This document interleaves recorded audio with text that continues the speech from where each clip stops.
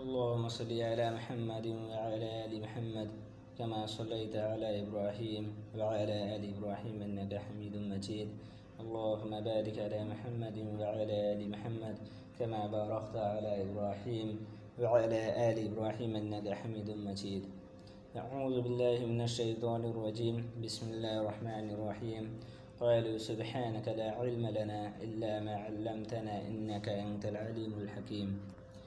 اللہ تبارک و تعالیٰ کا بے انتہا فضل و احسان ہے کہ اللہ تعالیٰ نے دنیا کے اندر کم و بیش 18,000 مخلوق پیدا فرمائے ہیں، جس کے اندر سے سب سے افضل مخلوق یعنی انسان، جس میں سے ہمیں اور آپ کو اللہ تعالیٰ نے پیدا فرمایا کہ سب سے افضل مخلوق جو ہے وہ حضرت انسان ہے.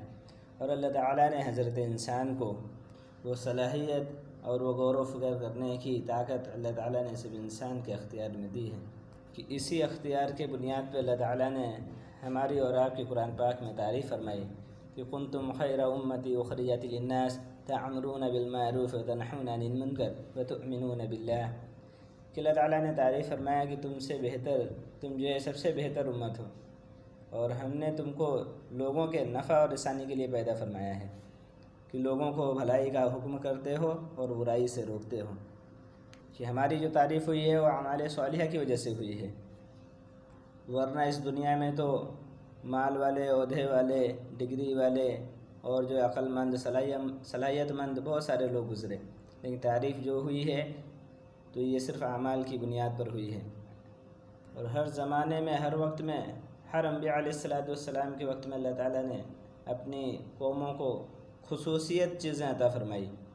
خصوصیت سے مراد یہ ہے کہ جو چیز اہم ہوتی ہے وہ اللہ تعالیٰ نے ہمیں اور آپ کو عطا فرمائی ہے، اس امت کو. کہ سارے انبیاء علیہ السلام کی امت کو قوم کہا، لیکن اپنے حبیب صلی اللہ علیہ وسلم کی قوم کو جو ہے امت کر کے پکارا کہ ہم جو ہے اللہ کے رسول صلی اللہ علیہ وسلم کی امتی ہیں. اس بنیاد پہ ہمیں جو ہے بہت ساری خصوصی چیزیں عطا فرمائی گئی ہیں. جیسے دنیاوی اعتبار سے ہر چیز کا ایک خصوصی وقت ہوتا ہے کہ تاجروں کے لیے تجارت کا ایک وقت ہوتا ہے، اور ہر تاجر اپنے صحیح وقت کا انتظار کرتا ہے.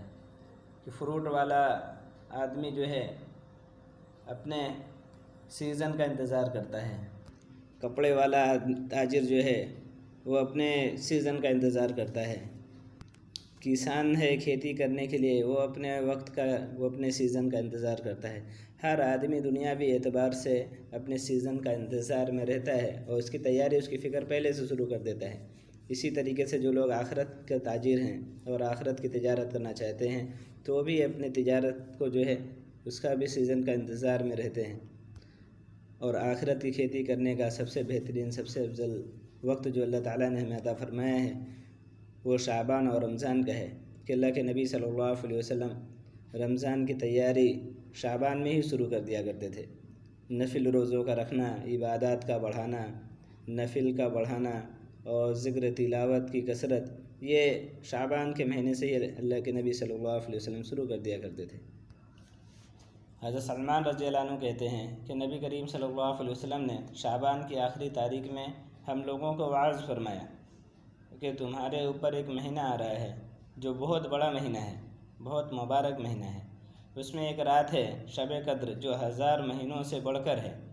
اللہ تعالیٰ نے اس کے روزے کو فرض فرمایا اور اس کے رات کے قیام یعنی تراویح کو ثواب کی چیز بنایا.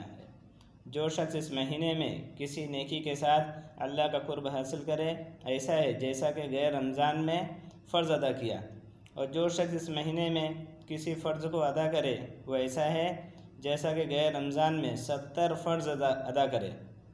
یہ مہینہ صبر کا ہے اور صبر کا بدلہ جنت ہے، اور یہ مہینہ لوگوں کے ساتھ غمخواری کرنے کا ہے. اس مہینے میں مومن کا رزق بڑھا دیا جاتا ہے. جو شخص کسی روزے دار کا روزہ افطار کرائے اس کے لیے گناہوں کے معاف ہونے اور آگ سے خلاصی کا سبب ہوگا، اور روزہ دار کے ثواب کی مانند اس کو ثواب ہوگا، مگر اس روزے دار کے ثواب سے کچھ کم نہیں کیا جائے گا. صحابہ رضی اللہ عنہ نے عرض کیا، یا رسول اللہ، ہم میں سے ہر شخص تو اتنی وسعت نہیں رکھتا کہ روزے دار کو افطار کرائے، تو آپ صلی اللہ علیہ وسلم نے فرمایا کہ پیٹ بھر کر کھلانے پر موقف نہیں ہے، یہ ثواب تو اللہ جل شانہ ایک کھجور سے کوئی افطار کرا دے، یا ایک گھونٹ پانی پلاوے، یا ایک گھونٹ لسی پلاوے، اس پر بھی مرحمت فرما دیتے ہیں۔ یہ ایسا مہینہ ہے کہ اس کا اول حصہ اللہ کی رحمت ہے، اور درمیانی حصہ مغفرت ہے، اور آخری حصہ آگ سے آزادی ہے۔ جو شخص اس مہینے میں ہلکا کر دے اپنے غلام کو و خادم کو، یا اس کے بوجھ کو، حق تعالی شانہ اس کی مغفرت فرماتے ہیں، یا اس کے بوجھ کو کم کر دے، قرض دار ہو یا اور کسی پریشانی میں ہو، اللہ تعالیٰ کیا کرتے ہیں؟ ایسے آدمی کو جو اس کا ساتھ دے اس کو آگ سے آزادی فرما دیتے ہیں۔ اور 4 چیزوں کی اس پر کثرت رکھا کرو، جن میں سے 2 چیزیں اللہ تعالیٰ کی رضا کے واسطے، اور 2 چیزیں ایسی ہیں کہ جن سے تمہیں چارے کار نہیں۔ پہلی 2 چیزیں جن سے تم اپنے رب کو راضی کرو وہ کلمہ طیبہ اور استغفار کی کثرت ہے۔ کلمہ طیبہ کثرت سے پڑھے آدمی، اور استغفار کثرت سے پڑھے۔ استغفار جو ہے استغفر اللہ الذی لا الہ الا هو الحی القیوم واتوب الیہ، یہ اتنا بڑا استغفار ہے۔ اگر اس کو آدمی نہیں پڑھ سکتا ہے تو صرف استغفر اللہ ہی کہتا رہے، یہ بھی اس کے لیے کافی ہے۔ اور دوسری 2 چیزیں ہیں کہ جنت کی طلب کرو اور آگ سے پناہ مانگو۔ جو شخص کسی روزے دار کو پانی پلائے، حق تعالی شانہ قیامت کے دن میرے حوض سے اس کو ایسا پانی پلائیں گے جس کے بعد جنت میں داخل ہونے تک پیاس نہیں لگے گی۔ اس حدیث سے چند امور معلوم ہوتے ہیں۔ اول، نبی کریم صلی اللہ علیہ وسلم کا اہتمام کہ شعبان کی آخری تاریخ میں خاص طور سے اس کا آغاز فرمایا اور لوگوں کو تنبیہ فرمائی تاکہ رمضان المبارک کا 1 سیکنڈ بھی غفلت سے نہ گزر جائے۔ پھر اس وعظ میں تمام مہینے کی فضیلت بیان فرمانے کے بعد چند اہم امور کی طرف خاص طور سے متوجہ فرمایا۔ سب سے اول شب قدر، اور وہ حقیقت میں بہت ہی اہم رات ہے۔ ان اوراق میں اس کا بیان دوسری جگہ بھی لکھا جا چکا ہے۔ اس کے بعد ارشاد ہے کہ اللہ تعالیٰ نے اس کے روزے کو فرض کیا اور اس کے قیام یعنی تراویح کو سنت کیا۔ اس سے معلوم ہوا کہ تراویح کا ارشاد بھی خود حق سبحانہ و تقدس کی طرف سے ہے۔ پھر جن روایت میں نبی کریم صلی اللہ علیہ وسلم نے اس کو اپنی طرف مسنوب کر کے فرمایا ہے کہ میں نے سنت کیا، اس سے مراد تاکید ہے کہ حضور صلی اللہ علیہ وسلم اس کی تاکید بہت فرماتے تھے۔ اسی وجہ سے سب ائمہ اس کے سنت ہونے پر متفق ہے۔ برہان میں لکھا ہے کہ مسلمانوں میں سے روافض کے سوا کوئی شخص اس کا منکر نہیں۔ روافض کا مطلب ہے تائید کرنے والا، یعنی بات کو ماننے والا، سمجھنے والا۔ اس کے بعد حضور صلی اللہ علیہ وسلم نے روزہ اور تراویح کا ذکر فرمانے کے بعد عام فرض اور نفل عبادات کے اہتمام کی طرف متوجہ فرمایا کہ اس میں ایک نفل کا ثواب دوسرے مہینوں کے فرائض کے برابر ہے، اور اس کے ایک فرض کا ثواب دوسرے مہینوں کے 70 فرائض کے برابر ہے۔ اس جگہ ہم لوگوں کو اپنی اپنی عبادات کی طرف بھی ذرا غور کرنے کی ضرورت ہے کہ اس مبارک مہینہ میں فرائض کا ہم سے کس قدر اہتمام ہوتا ہے اور نوافل میں کتنا اضافہ ہوتا ہے۔ فرائض میں تو ہمارے اہتمام کی یہ حالت ہے کہ سحری کھانے کے بعد جو سوتے ہیں تو اکثر صبح کی نماز قضا ہو گئی ہوتی ہے، اور کم سے کم جماعت تو اکثروں کی فوت ہو ہی جاتی ہے۔ گویا سحری کھانے کا شکریہ ادا کیا کہ اللہ کے سب سے زیادہ محتم بالشان فرض کو یا بالکل قضا کر دیا یا کم سے کم ناقص کر دیا کہ بغیر جماعت کے نماز پڑھنے کو اہل اصول نے ادائے ناقص فرمایا ہے۔ اور حضور اکرم صلی اللہ علیہ وسلم کا تو ایک جگہ ارشاد ہے کہ مسجد کے قریب رہنے والوں کی تو گویا نماز بغیر مسجد کے ہوتی ہی نہیں ہے۔ مظاہر حق میں لکھا ہے کہ جو شخص بغیر عذر کے بدون جماعت نماز پڑھتا ہے اس کے ذمے سے فرض تو ادا ہو جاتا ہے، مگر اس کو نماز کا ثواب نہیں ملتا۔ اسی طرح دوسری نماز مغرب کی بھی جماعت اکثروں کی افطار کی نظر ہو جاتی ہے، اور رکعت اولا یا تکبیر اولا کا تو ذکر ہی کیا ہے، اور بہت سے لوگ تو عشاء کی نماز بھی تراویح کے احسان کے بدلے میں وقت سے پہلے ہی پڑھ لیتے ہیں۔ یہ تو رمضان المبارک میں ہماری نماز کا حال ہے، جو اہم ترین فرائض میں ہے کہ ایک فرض کے بدلے میں 3 کو ضائع کیا۔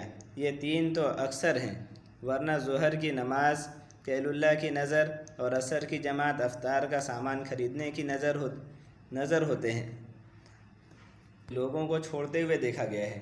اسی طرح اور فرائض پر آپ غور فرما لیں کہ کتنا اہتمام رمضان المبارک میں ان کا کیا جاتا ہے، اور جب فرائض کا یہ حال ہے تو نوافل کا کیا پوچھنا۔ اشراق اور چاشت تو رمضان المبارک میں سونے کی نظر ہو ہی جاتے ہیں، اور اوابین کا کیسے اہتمام ہو سکتا ہے، جبکہ ابھی روزہ کھلا ہے اور آئندہ تراویح کا صوم ہے، اور تہجد کا وقت تو ہے ہی، عین السحر کھانے کا وقت، پھر نوافل کی گنجائش کہاں۔ لیکن یہ سب باتیں بے توحی اور نہ کرنے کی ہیں کہ تو ہی اگر نہ چاہے تو باتیں ہزار ہیں۔ کتنے اللہ کے بندے ہیں کہ جن کے لیے انہی اوقات میں سب چیزوں کی گنجائش نکل آتی ہے۔ پھر آپ صلی اللہ علیہ وسلم نے اس مہینے میں بہت ساری چند خصوصیات ارشاد فرمائے کہ اس ماہ میں جو ہے قرآن کی جتنے پارے ہیں اور جتنی کتابیں انبیاء علیہ السلام پر اتری ہیں، 4 کتابیں اور 30 صحیفیں، یہ ساری اسی رمضان المبارک کے مہینے میں اتری ہیں۔ اور اس رمضان المبارک کی چند فضیلت آپ صلی اللہ علیہ وسلم نے ارشاد فرمایا کہ اس مہینے کی کچھ خصوصیتیں اور آداب ارشاد فرمائے ہیں۔ اول یہ کہ یہ صبر کا مہینہ ہے، یعنی اگر روزہ وغیرہ میں کچھ تکلیف ہو تو اسے ذوق شوق سے برداشت کرنا چاہیے، یہ نہیں کہ مار دھاڑ ہول جو ہے چلا پکار جیسا کہ اکثر لوگوں کی گرمی کے رمضان میں عادت ہوتی ہے۔ اسی طرح اگر اتفاق سے سحر نہ کھائی گئی تو صبح سے ہی روزے کا شوق شروع ہو گیا۔ اسی طرح رات کی تراویح میں اگر دقت ہو تو اس کو بڑی بشاشت سے برداشت کرنا چاہیے، اسی کو مصیبت اور آفت نہ سمجھیں کہ یہ بڑی سخت محرومی کی بات ہے۔ ہم لوگ دنیاوی معمولی اغراض کی بدولت کھانا پینا راحت و آرام سب چھوڑ دیتے ہیں، تو کیا رمضان الہی کے مقابلے میں ان چیزوں کو کوئی وقعت ہو سکتی ہے؟ پھر ارشاد فرمایا کہ یہ غم خواری کا مہینہ ہے، یعنی غربا مساکین کے ساتھ مدارات کا برتاؤ کرنا چاہیے، یعنی ان کے ساتھ نرمی اور ان کی مدد کا برتاؤ کرنا چاہیے۔ اگر 10 چیزیں اپنی افطار کے لیے تیار کی ہیں تو 2-4 غربا کے لیے بھی کم سے کم ہونی چاہیے، ورنہ اصل تو یہ تھا کہ اس کے لیے اپنے سے افضل نہ ہوتا تو مساوات ہی ہوتی۔ غرض جس قدر بھی اہمیت ہو سکے اپنے افطار سحر کے کھانے میں غربا کا حصہ بھی ضرور لگانا چاہیے۔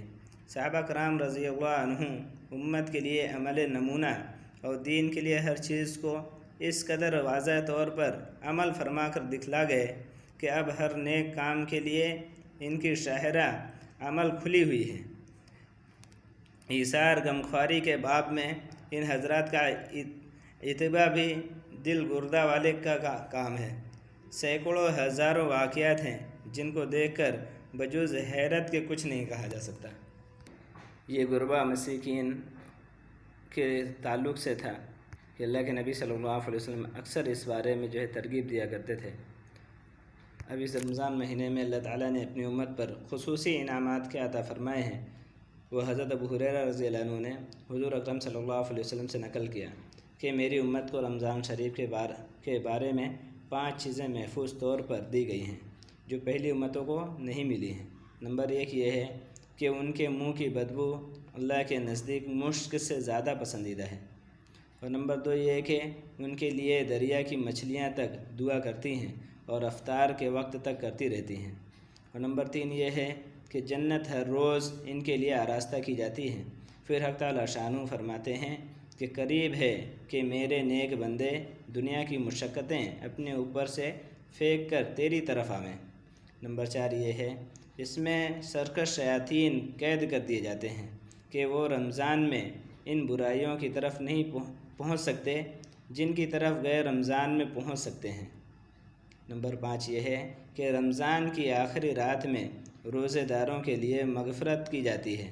صحابہ رضی اللہ عنہ نے عرض کیا، یا رسول اللہ کہ یہ شب مغفرت شب قدر ہے؟ فرمایا نہیں، بلکہ دستور یہ ہے کہ مزدور کو کام ختم ہونے کے وقت مزدوری دی جاتی ہے۔ نبی کریم صلی اللہ علیہ وسلم نے اس حدیث پاک میں 5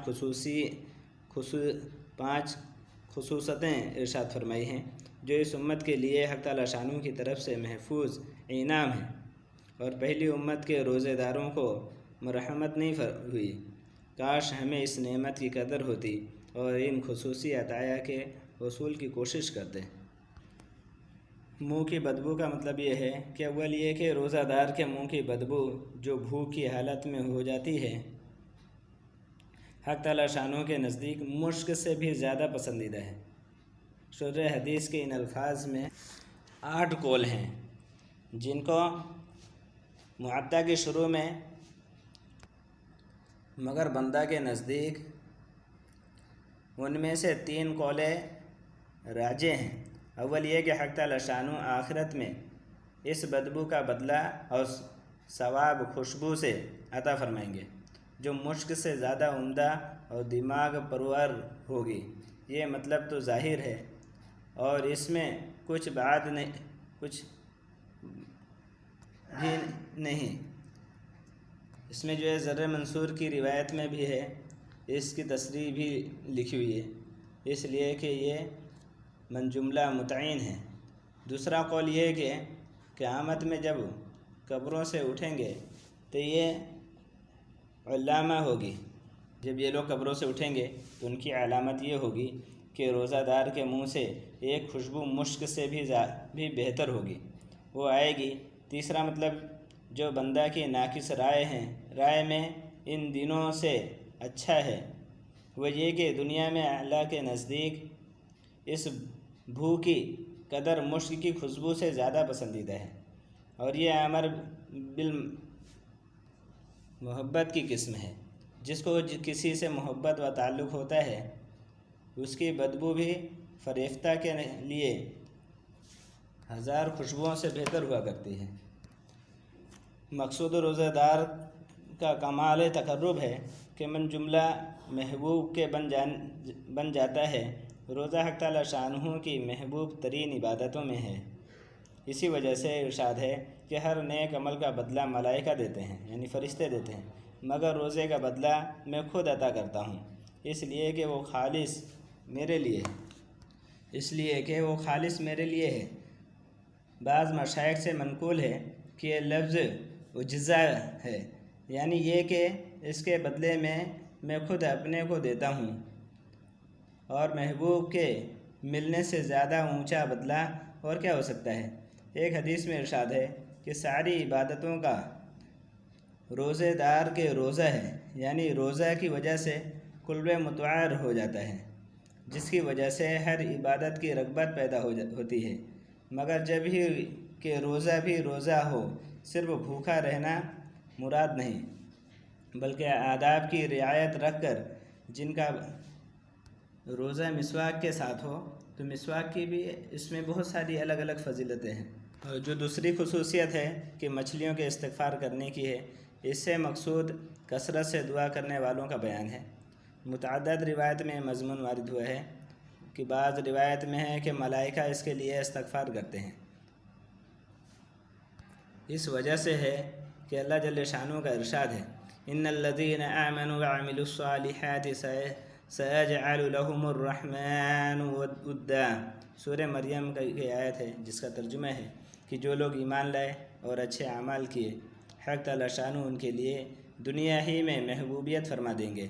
اور حدیث پاک میں ارشاد ہے کہ جب حق تعالیٰ شانہ کسی بندے سے محبت فرماتے ہیں تو حضرت جبرائیل علیہ السلام سے ارشاد فرماتے ہیں کہ مجھے فلاں شخص پسند ہے، تم بھی اس سے محبت کرو۔ وہ خود محبت کرنے لگتے ہیں اور آسمان پر آواز دیتے ہیں کہ فلاں بندہ اللہ کا پسندیدہ ہے، تم سب اس سے محبت کرو، بس آسمان والے اس سے محبت کرتے ہیں اور پھر اس کے لیے زمین پر قبولیت رکھ دی جاتی ہے۔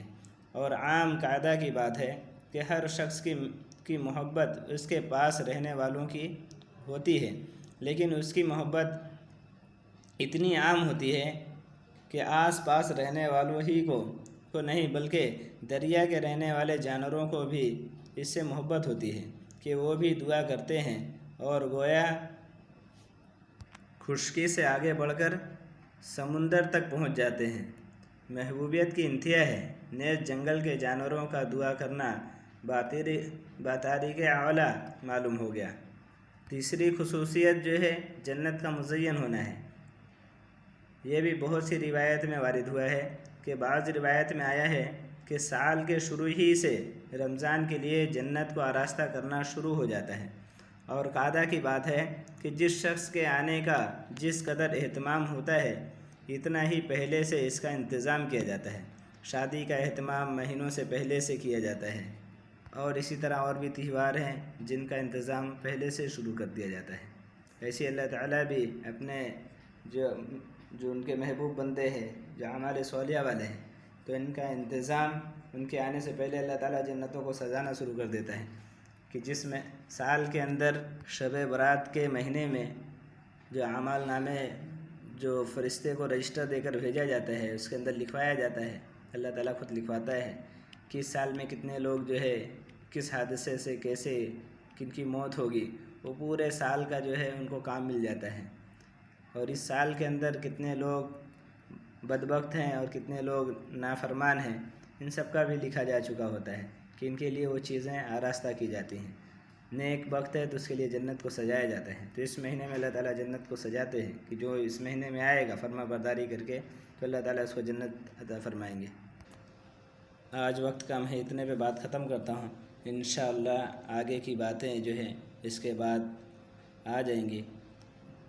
اب جو باتیں ہمارے سامنے آ گئی اللہ تعالیٰ اس پہ ہمیں اور آپ کو عمل کرنے کی توفیق عطا فرمائے۔ سبحانک اللہم بحمدک لا الہ الا انت استغفرک و اتوب الیک۔ سبحان ربک رب العزۃ عما یصفون والسلام علی المرسلین والحمد للہ رب العالمین۔